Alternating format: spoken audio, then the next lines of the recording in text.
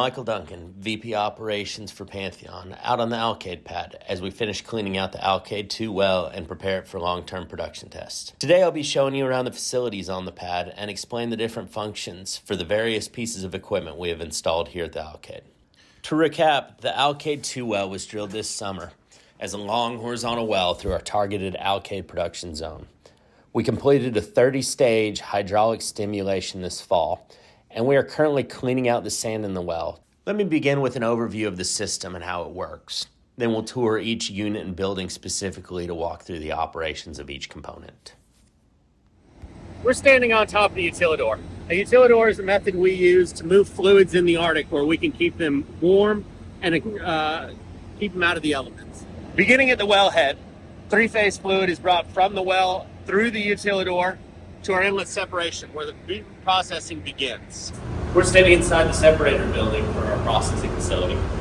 What you see above my head here, coming in is our intake. So three-phase flow will come inside this pipe here, drop into our separation. Inside our separation is a weir right here, and water will remain on this side of the separating tank. That is controlled by a flow valve right here.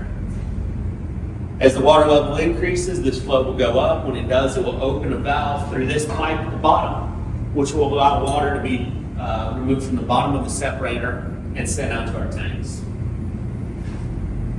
So this will control the water level, and water will stay in this half, but oil will float on top of the water.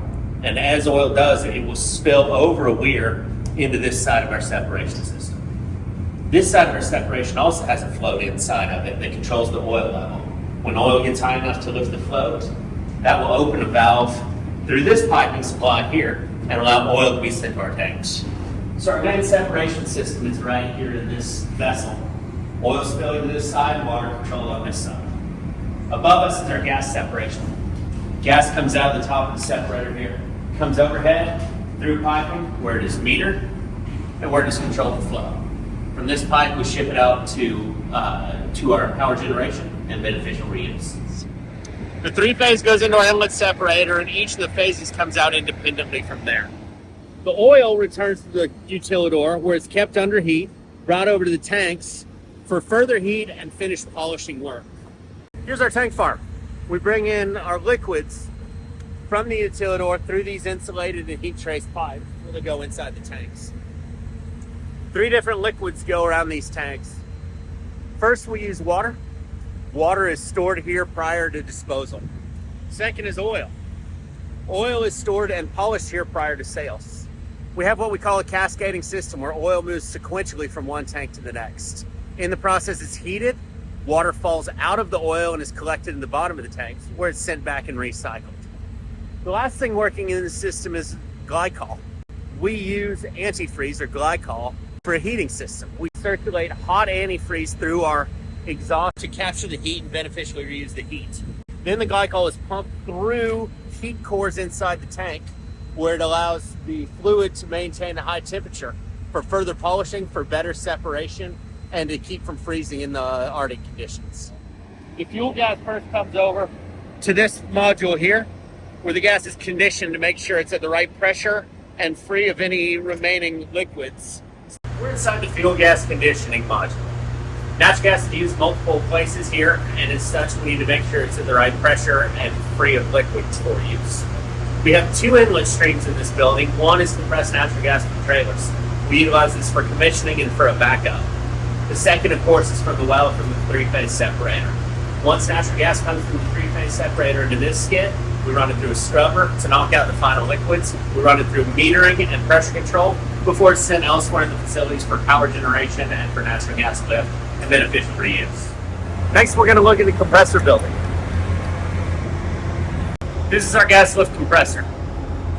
Here's our electric motor that drives it. This is a 3-stage compressor. This will take natural gas from 100 psi at the inlet separator to 1200 psi will be used for gas lift.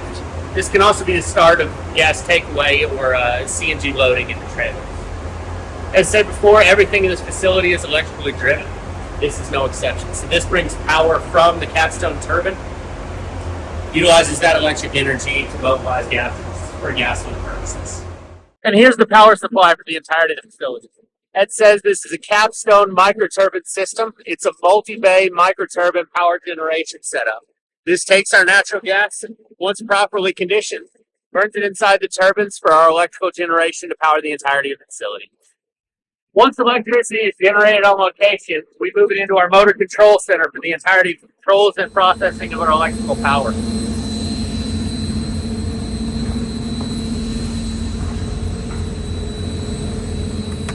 This is the brains and controls of our operating facility. Electrical power comes in where it's properly conditioned and where safeties are put in place. From here, all programming, all computer controls, all human-machine interface, or HMI, we call it, takes place within this building. The water returns to the utility water in a separate pipe where it comes down and enters the water transfer building. Once the water is separated, we need to manage it, and that's the purpose of this room. This is our water building. What we have here is the pipe that comes from our separator. Water comes in through a charge pump and through a filter. The only purpose of the filter is to make sure we don't get any lasting debris that might hurt our pump. After this filter, water is brought in to the intake of our pump system. This is an electrically driven pump using power generated by the natural gas. This is an all-electric facility.